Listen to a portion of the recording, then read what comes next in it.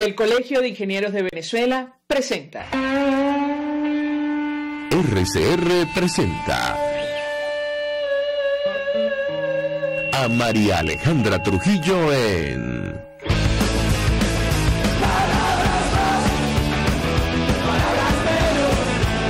Palabras más, palabras menos.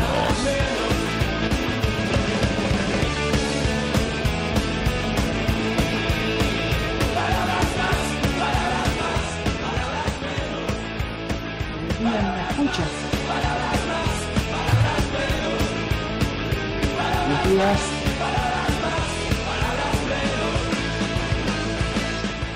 Muy buenos días, amigos de Radio Caracas Radio, lo mejor este miércoles 3 de agosto del año 2022. Todo el equipo que trabaja para ustedes a partir de esta hora los saluda. En la producción Génesis Rodríguez, en los controles Néstor Tobar, quien tendrá el inmenso placer de acompañarles, María Alejandra Trujillo. Saben, ustedes se pueden comunicar desde muy temprano a través de la cuenta en Twitter @RCR750, seguirnos por el Periscope, por internet rcr750.com y el resto de nuestras plataformas digitales a través de TuneIn y YouTube. Escuchaban ustedes un resumen de las informaciones más destacadas en Venezuela y del mundo. Yo comento solo algunas porque ya tenemos a nuestra primera invitada vía Zoom a propósito del tema que debatimos ampliamente el día de ayer, que tiene que ver con la situación de derechos humanos, partiendo del caso del denominado magnicidio o de los drones.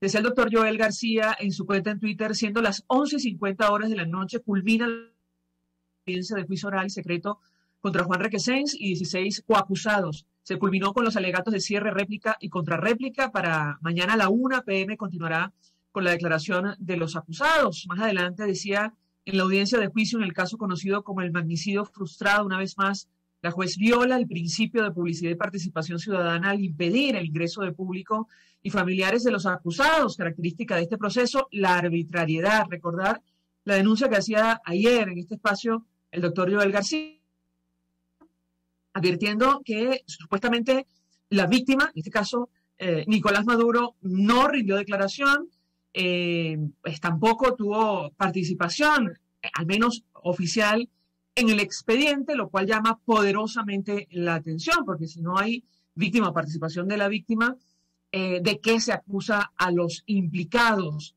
Además de otra cadena de irregularidades que ustedes han escuchado en este espacio. Habrá que ver cómo continúa este tema. Además, el coordinador de la ONU de Ayuda Humanitaria pidió mayor financiación para Venezuela.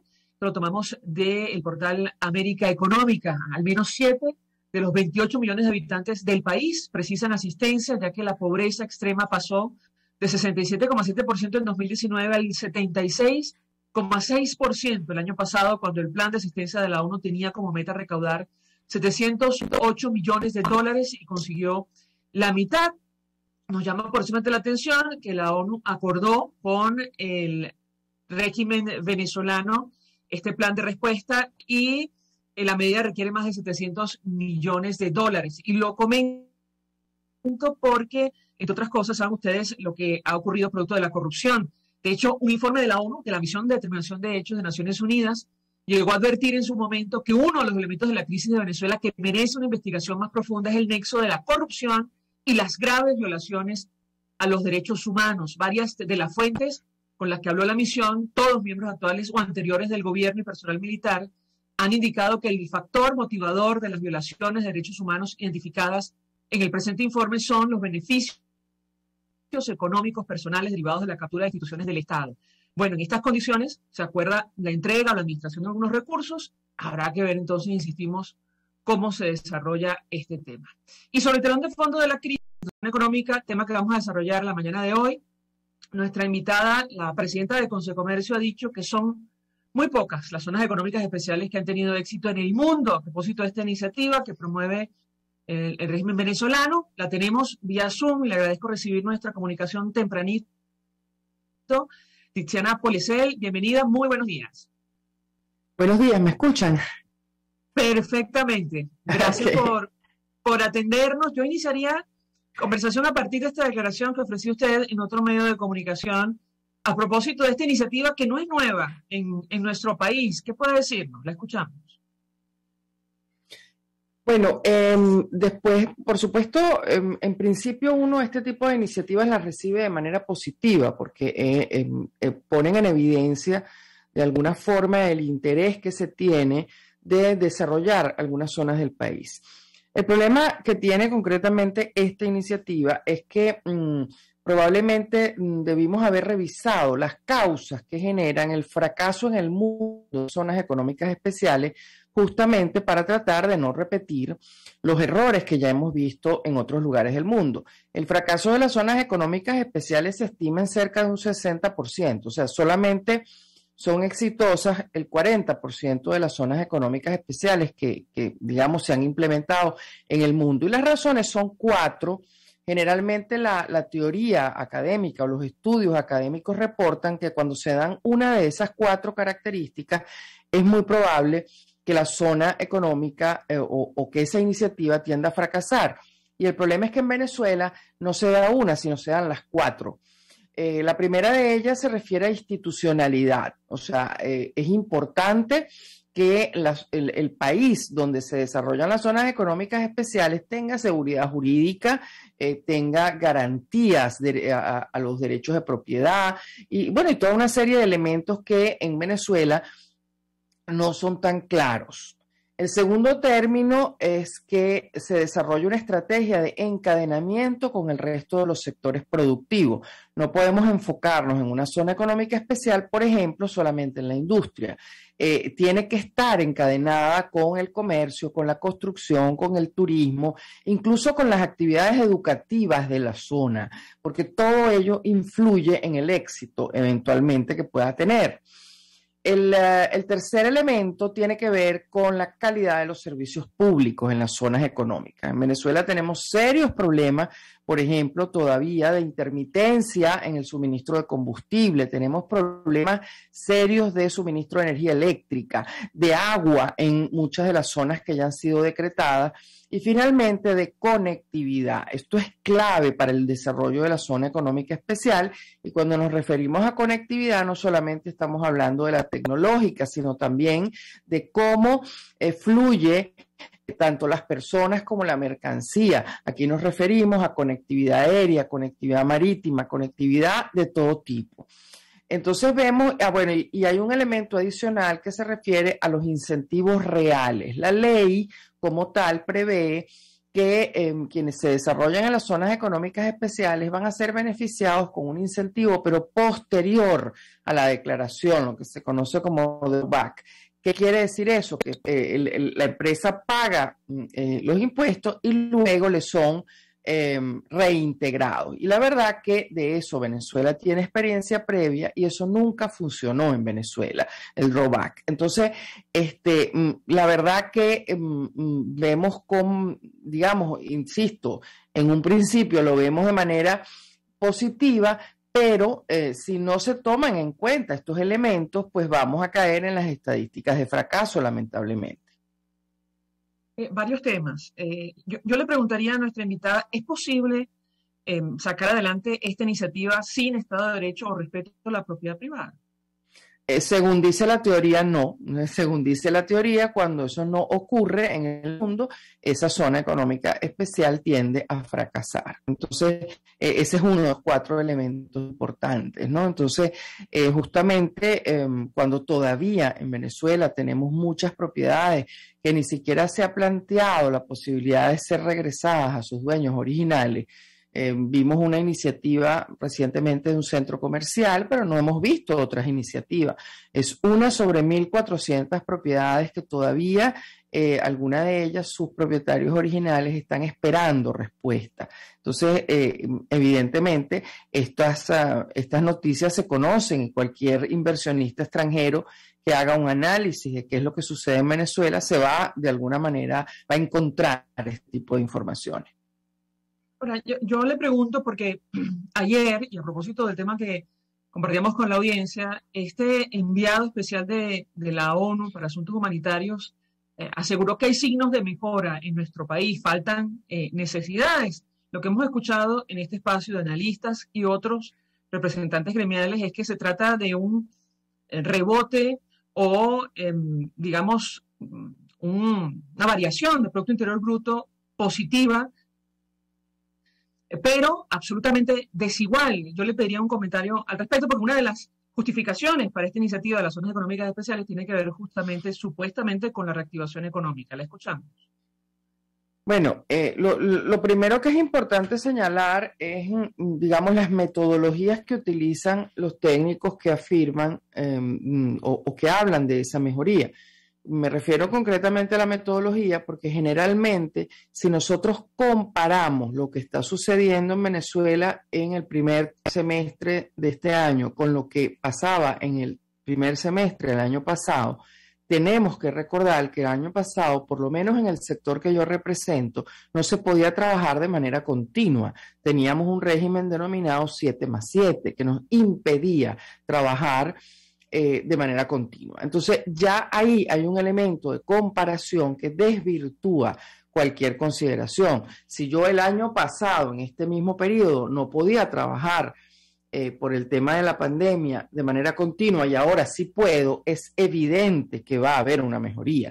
Es evidente que de alguna manera nosotros hemos avanzado en lo que es el tema pandemia y por supuesto que la mejoría se nota porque, insisto, en el mismo periodo del año pasado, si metodológicamente estamos comparando año con año, es importante y tiene que haber mejoría. Ahora bien, generalmente las empresas del sector comercio comparan la situación es con un año en el que quizás la situación no era tan crítica. Algunas empresas ubican su parámetro de comparación en el 2012, otras en el 2014, dependiendo del tipo de empresa. Y si nosotros vemos esa comparación con ese año, pues todavía no pudiéramos hablar de recuperación. Se utiliza mucho un ejemplo clásico que ilustra de alguna forma lo que estamos diciendo. Nosotros pesábamos 100 kilos, ahora estuvimos pesando 20, ¿verdad? Y ahora estamos pesando 23. O sea, seguimos en estado de desnutrición, seguimos en una situación severa. Ese ejemplo quizás puede ilustrar bien ese ámbito de mejora. La mejora la hay, pero todavía no, por lo menos en el sector comercio-servicio, no está vista como una mejora real. Por supuesto, esa mejora permite de alguna manera ver o enfrentar el futuro con, digamos, una perspectiva diferente de la que teníamos en plena pandemia, que definitivamente para algunos sectores del comercio-servicio fue verdaderamente dramático lo que se vivió. Ahora, decíamos al inicio, esto de las zonas económicas especiales no es nuevo. Usted mencionaba algunos ejemplos, nos han hablado de, bueno, cómo funcionaban las zonas francas en nuestro país, y lo cierto es que ahora mismo ninguna de estas regiones, digamos, han vivido una especial recuperación económica. Yo le pediría un comentario al respecto porque las condiciones son más o menos las mismas para todo el territorio nacional. ¿Qué opina usted? La escuchamos. Bueno, no, en algunos sentidos las condiciones quizás han empeorado, porque cuando se establecieron algunas zonas francas, algunas zonas económicas en otros momentos en Venezuela, no teníamos la situación de servicios públicos que tenemos hoy en día. Entonces eran momentos en que el suministro de combustible era regular, eran momentos en que no había problemas de energía eléctrica y por supuesto y no había problemas de agua. O sea, son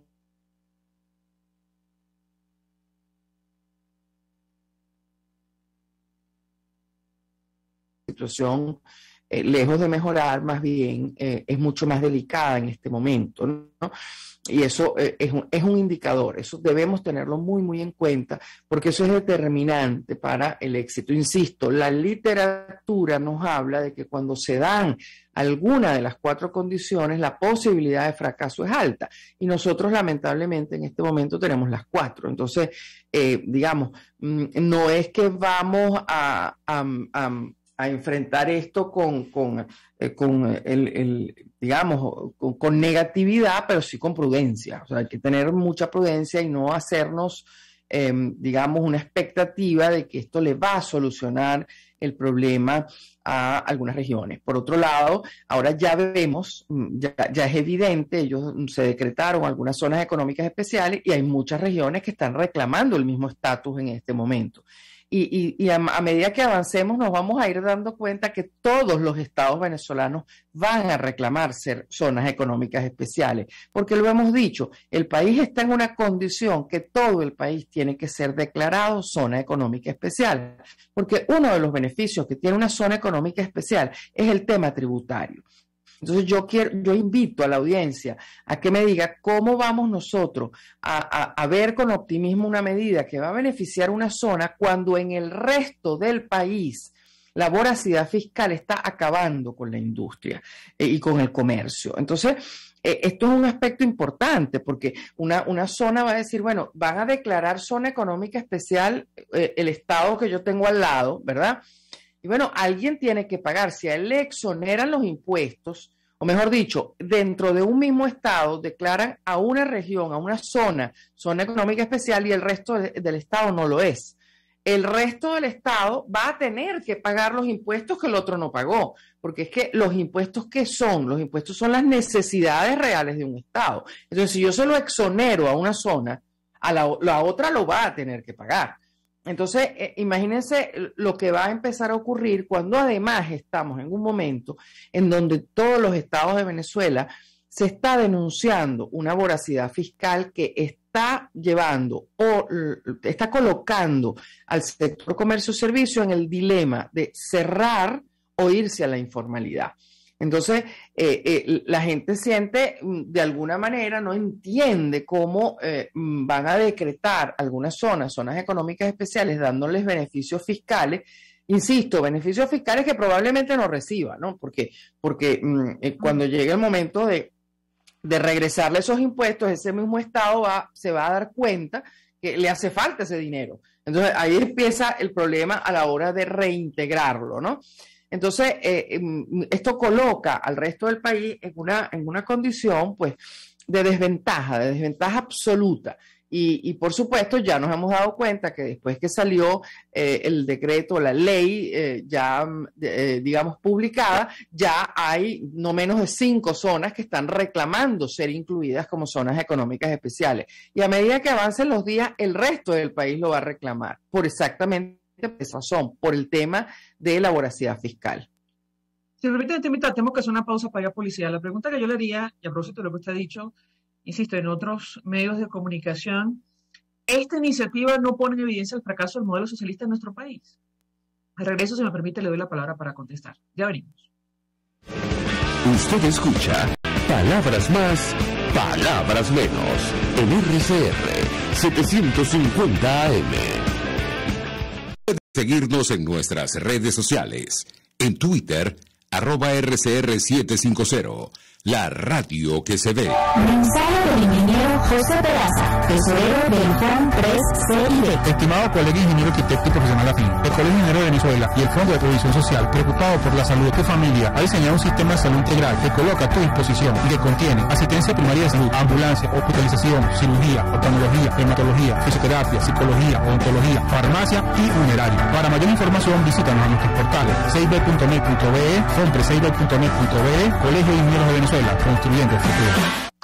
Llegó a Caracas el Paraíso Dental, restauraciones estéticas y de conductos, cirugías, prótesis, ortodoncia, periodoncia y odontopediatría. La doctora Sonrisa, de la mano del Paraíso Dental, llegó para hacer de Caracas la ciudad de las sonrisas más bellas. Estamos ubicados en la Plaza Madariaga de El Paraíso, en el centro comercial Plaza Páez, nivel PO, consultorio Paraíso Dental. Comunícate con nosotros a través del 0212-481-9776, 0424-320-4222 y síguenos en Instagram como @DRA_sonrisadm y @Paraíso Dental. Somos el Paraíso Dental. Una ventana para las propuestas y denuncias de las comunidades populares de Venezuela. Evelyn Martínez y la red de ciudadanos llegan debatiendo problemas y promoviendo soluciones. Es el Radar de los Barrios. Por la autonomía de los movimientos sociales que no pueden ser complementos de partidos o gobiernos. El Radar de los Barrios, De lunes a viernes, a partir de las 10 de la mañana, por RCR 750 AM.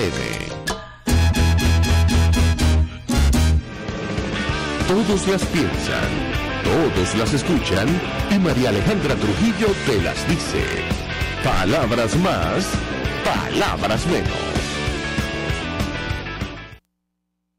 Continuamos, amigos, palabras más, palabras menos, hablando acerca del telón de fondo de esta crisis, la situación económica. Nos acompaña a esta hora Tiziana Polesel, es presidenta del Consejo Nacional del Comercio y los Servicios, Consecomercio. Y yo les hago una inquietud antes de hacer la pausa para la publicidad, y es, referida a esta iniciativa de las zonas económicas especiales. Si no pone en evidencia, le decía yo, el fracaso del modelo socialista de nuestro país. Me refiero a un modelo de control, de voracidad fiscal, como ha dicho usted, versus supuestamente un modelo de más flexibilidad y de incentivos fiscales. La escuchamos. Bueno, yo creo que la verdad que el fracaso del modelo que nosotros venimos, en el que venimos, digamos, desarrollándonos es evidente. Es por eso que Fede Cámaras, en su reciente asamblea anual que se llevó a cabo en la ciudad de Mérida hace 15 días, propone al país un modelo y propone un documento, 180 páginas, que está disponible además para la audiencia en la página web de Fede Cámara, un documento donde nosotros estamos planteando ese cambio de modelo, estamos planteando que tenemos que trabajar todos, y por eso Fede Cámaras lo propone como un papel de discusión, un papel en el que todos los sectores en el país puedan colaborar y puedan aportar, por supuesto, después de verlo, después de revisarlo, porque nosotros estamos proponiendo ese cambio de modelo, justamente porque consideramos que el modelo que tenemos pues no ha dado los resultados esperados, independientemente de las medidas aisladas que se tomen, porque las zonas económicas especiales es una medida aislada, que insisto, al no estar engranada con otras medidas, lo que va es a profundizar la desigualdad. Entonces, nuevamente, pues hay otras personas, por ejemplo, que se preguntan, las zonas económicas especiales es para atraer inversión extranjera. Y la inversión en Venezuela, y quienes todavía tienen fe en el país y han visto ver mermada su capacidad. Con industria refleja que la capacidad instalada de la industria creo que no llega al 20%. Entonces, ese industrial que sigue en Venezuela, que sigue apostando por el país, que sigue a pesar de tener una producción limitadísima, manteniendo su nómina en las mismas condiciones porque tiene una visión y quiere ver el futuro, evidentemente, pues dice, bueno, ¿por qué ahora yo tendría que trasladar mi industria a una zona económica especial? O sea, trasladar una industria es altamente complejo, eso no es una cosa sencilla. Además, hay zonas en donde están instaladas industrias por razones de clima, por otras miles de razones que, por supuesto, no se pueden mover. Entonces, yo creo que unas medidas como esta, aisladas, cuando en realidad no hemos abordado algunos problemas que son importantes, como es el aumento de la capacidad de los venezolanos de poder tener un sueldo digno, que además ese venezolano al que, por ejemplo, se le dañe su licuadora en la casa, pueda ir al día siguiente con una tarjeta de crédito y reponer ese equipo y luego, por supuesto, poder pagarlo en partes. O sea, algo tan simple como eso, los venezolanos no pueden hacer porque sus tarjetas de crédito en este momento no le permiten hacer ese tipo de cosas. Entonces, y por supuesto, de esto no tiene culpa la banca tiene una limitación que es el encaje legal y ahí empieza, digamos, a trancarse el engranaje. O sea, una zona económica especial es una iniciativa interesante, pero es aislada al resto de problemas que vive el país. Entonces, es por eso que Fede Cámara insiste que el cambio, tenemos que cambiar el modelo, tenemos incluso, hay un tema hasta cultural. Muchos venezolanos siguen pensando que nosotros tenemos petróleo y que por tener petróleo, pues ahí está la solución de todos nuestros problemas, y la solución de todos nuestros problemas no es ese. Es el trabajo, es el que se nos permita trabajar, desarrollar nuestras capacidades creativas, que tenemos muchas. Nosotros tenemos ventaja comparativas y competitivas que debemos desarrollar y parten justamente de mucha gente bien preparada que sigue estando en el país e incluso la que está afuera, que aspira a regresar. E incluso que estando afuera aspira a poder, gracias, eso lo permite hoy en día la tecnología, incluso estando fuera del país, pues pueda aportar para que el país salga adelante y sea realmente un país de oportunidades para todos, que es lo que creo en el fondo queremos todos independientemente del color y de la ideología que tengamos. Decíamos al inicio que ha habido una variación positiva, pequeña, ligera variación positiva del Producto Interior Bruto durante los primeros 6 meses de este año. Sin embargo, esta recuperación o rebote se frenó, según ha dicho el primer vicepresidente de la industria, Francisco Acevedo, y yo le pediría un comentario sobre este punto específico, si ha ocurrido lo mismo en el sector que usted representa. ¿La escuchamos? Sí, qué bueno que me hace la pregunta porque en la parte anterior no pude cerrar, digamos, esta reflexión. En realidad la mejora se vio los 3 primeros meses del año, pero los siguientes 3 se vio otra vez una disminución importante. Cuando hicimos pues nuestras consultas dentro del sector comercio-servicio, bueno, surgieron por supuesto algunas respuestas en donde quizás de las más importantes está reposición de inventario. Justamente si no tenemos crédito al consumo y no tenemos crédito para el comercio no ha podido reponer inventarios. Entonces hay algunas necesidades que existen, pero que el comercio no las ha podido suplir por no tener mercancía disponible, ¿no? Y esto, por supuesto, va a ir creciendo si el comercio no puede reponer. Recordemos que durante 2 años en que vivimos la pandemia, el sector comercio-servicio y los demás sectores de la economía estuvieron manteniendo sus nóminas, manteniendo sus equipos de trabajo, manteniendo incluso actividad hasta de forma limitada. Todo esto incluso con recursos propios, la mayoría del sector. Pero ya esos recursos empiezan de alguna manera a resentir, ¿verdad?, el hecho de no tener financiamiento. Y ahí hay un elemento importante. El otro elemento que reflejan, recordemos que el Consejo Nacional del Comercio y los Servicios agrupa el comercio formal. Entonces, recordemos que cuando le hacemos esas preguntas al comercio formal. Uno de los elementos es el crecimiento desbordado de la informalidad. Eso, pues, por supuesto, le quita posibilidades al comercio formal de poder, digamos, hacer las ventas que desea hacer. Y ese comercio informal, además, nutrido por contrabando. El crecimiento del contrabando en algunos sectores es verdaderamente alarmante. Hay sectores que reportan, que estiman que de la mercancía que ellos venden, cerca del algunos sectores hablan de 30, otros del 40% de la mercancía llega al país por contrabando. Y la forma de detectarlo en algunos sectores es muy sencilla porque son productos que no reúnen la normativa de calidad, son falsificaciones, o sea, no es difícil identificar, inclusive cuando uno ve el precio de los productos, saber que ese producto ingresó al país a través de un ilícito aduanero. Entonces, ahí hay un diferencial de precio que es importante y, por supuesto, de alguna forma está afectando a todo lo que es la formalidad y eso es probablemente un reflejo claro. Y el elemento fundamental es justamente la capacidad, el poder adquisitivo del venezolano no se ha movido como realmente debería, y eso está reflejado sin duda alguna en el comercio-servicio. Y por supuesto, el elemento voracidad fiscal afecta porque también de alguna manera esa migración a la informalidad es producto de la voracidad fiscal.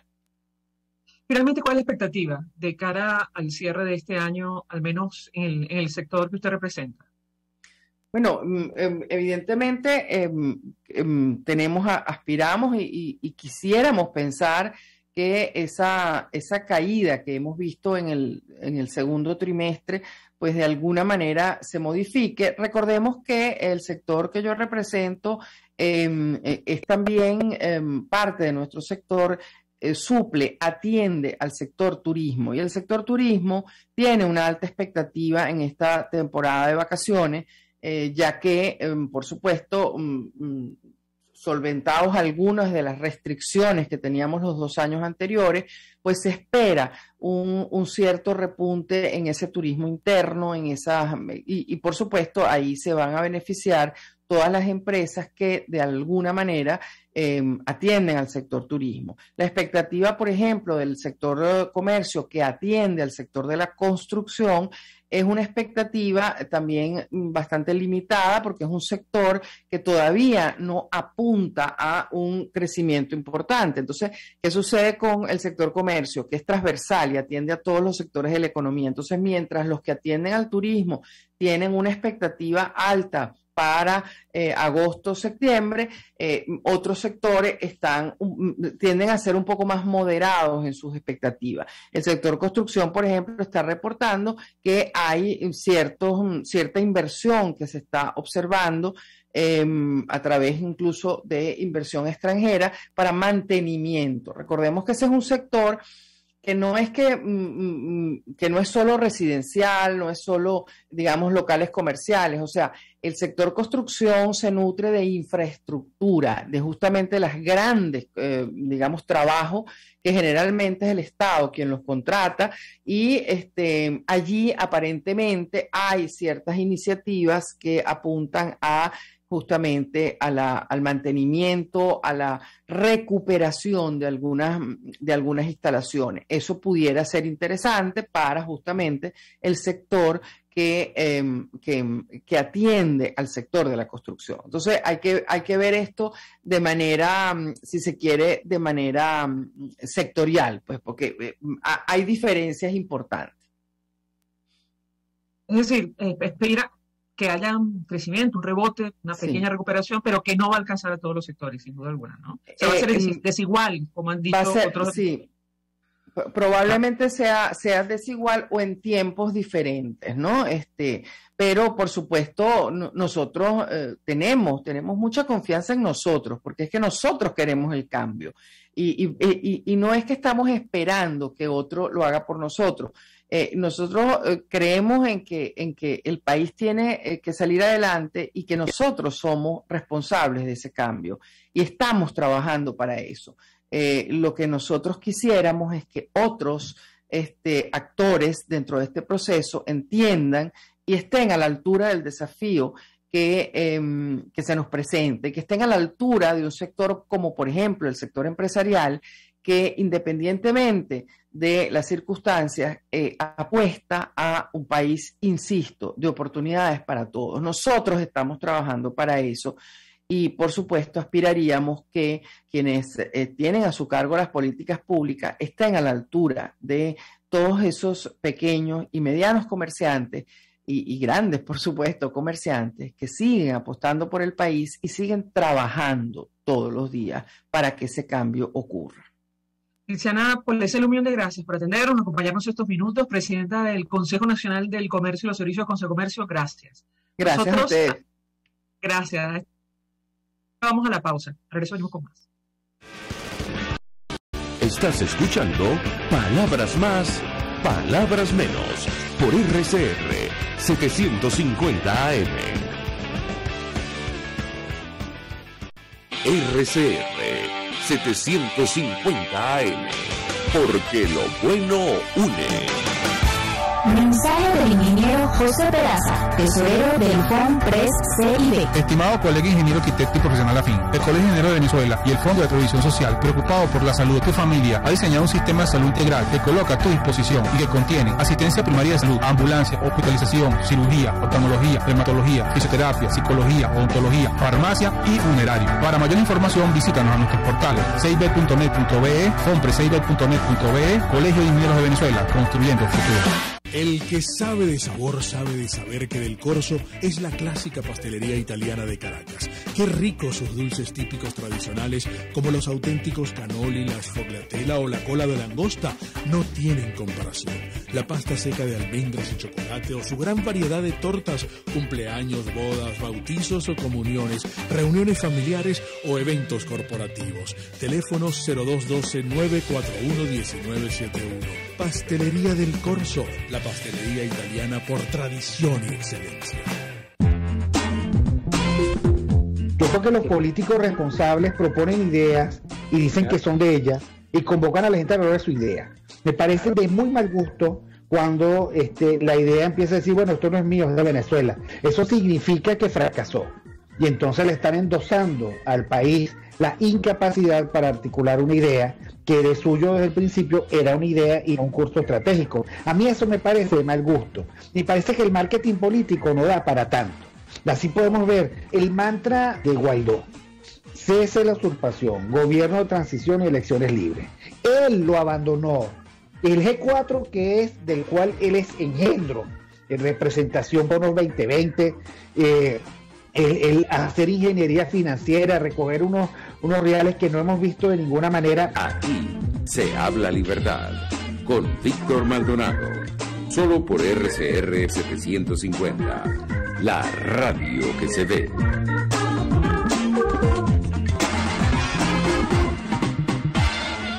Ellos sí que no saben nada. Y así nos va. El espacio donde se tocan los temas más candentes de interés político y nacional. Y así nos va. En este programa, la picardía y el humor inteligente son los protagonistas. Pura cabilla. Lara y Hernández descosen y revelan los secretos más oscuros del acontecer político. Y así nos va. De lunes a viernes a las 4 de la tarde. Por RCR 750 AM. RCR 750 AM. Porque lo bueno une.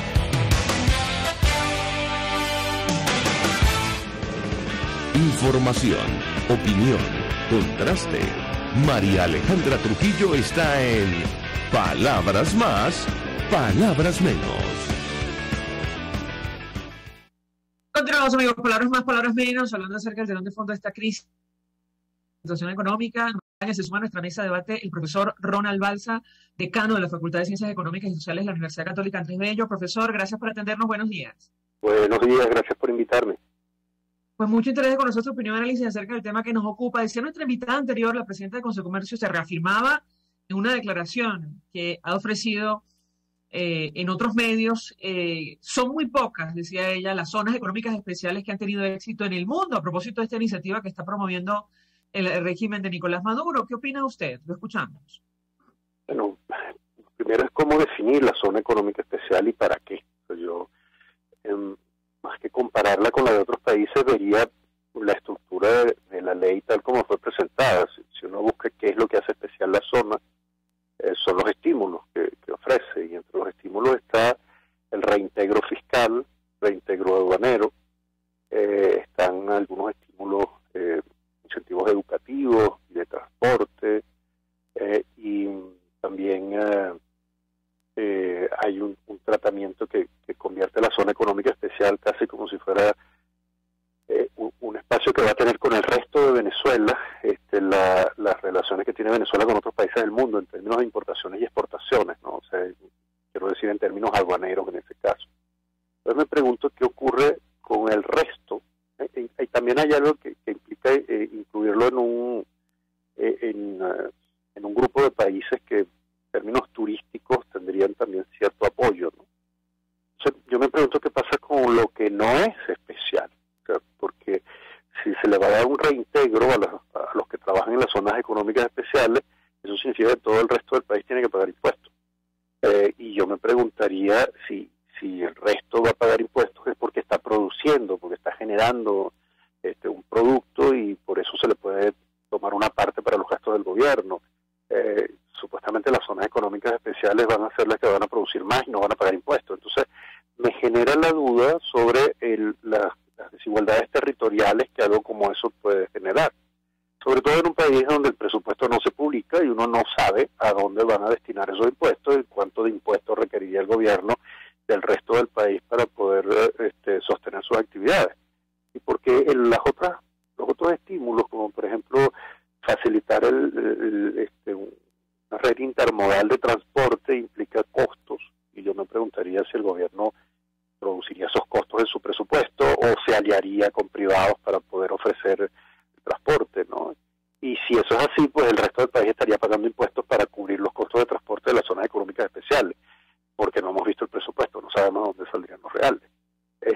Y además la selección de la zona es prácticamente discrecional del presidente de la República, no solamente la creación, sino la disolución de la zona económica especial. Es decir, que una vez que se han entendido que hay inversiones que alguien quiera hacer en una zona económica especial, el presidente un día pudiera decir que ya no es zona económica especial. Entonces, el grado de arbitrariedad que está en la norma, en ausencia de información con el resto de las actividades que deberían llevarse a cabo en Venezuela como un territorio completo, es lo que a mí me preocuparía sobre esta iniciativa de zonas económicas especiales.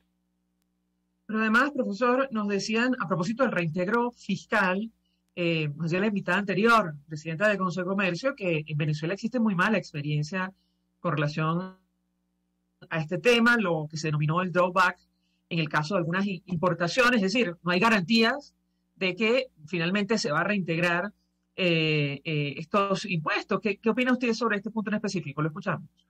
Bueno, en primer lugar, yo incluso pensando que se haga bien, o sea, me preguntaría a quién le van a cobrar los impuestos que sí efectivamente se van a pagar y para qué. Porque el tema aquí también es que entiendo que hay que hacer cierto tipo de alianzas entre el gobierno y quienes van a participar en estas zonas económicas, porque no es solamente estar en ese territorio para tener ese tratamiento, o sea, hay como un tipo de acuerdo adicional en el marco de esta ley que se debe hacer, y cuando no hay transparencia y alguien llega a tener acuerdos con el gobierno es porque las garantías no están a la vista de todo el mundo, son garantías entre quienes hacen el negocio fuera de la vista de todos los demás, ¿no?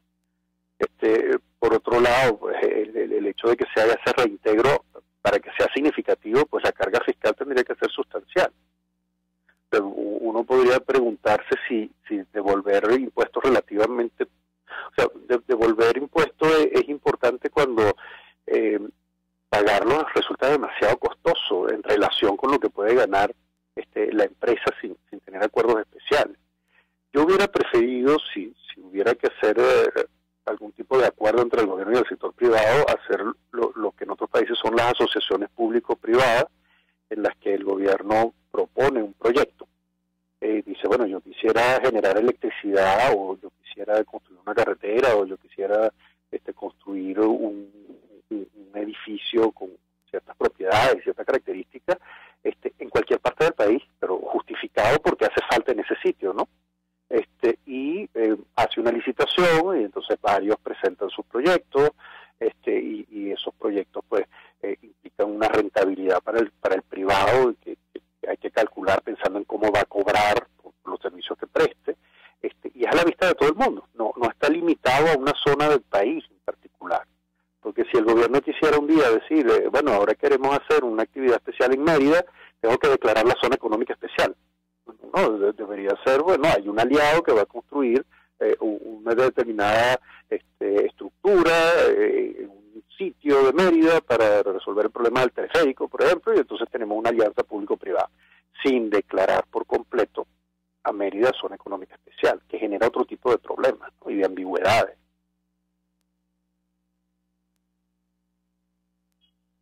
¿Aló?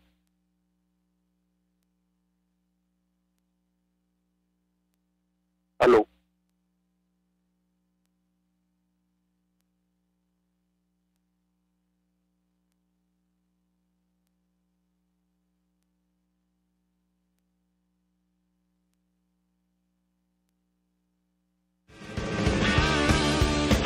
Escuchas a María Alejandra Trujillo en Palabras Más, Palabras Menos, por RCR 750 AM.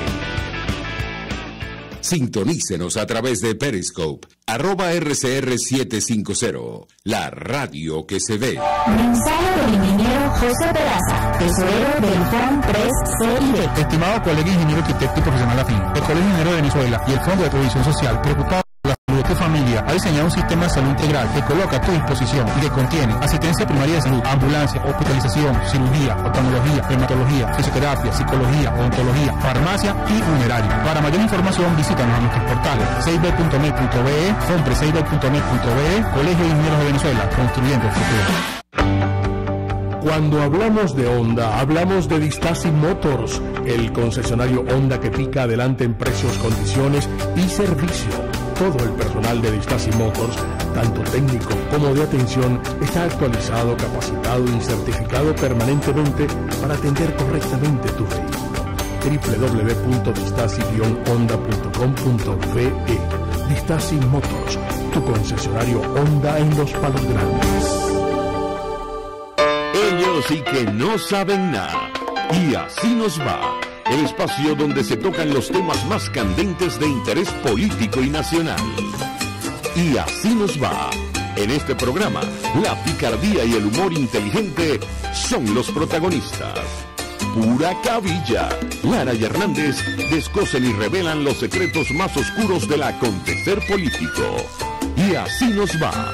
De lunes a viernes a las 4 de la tarde. Por RCR 750 AM.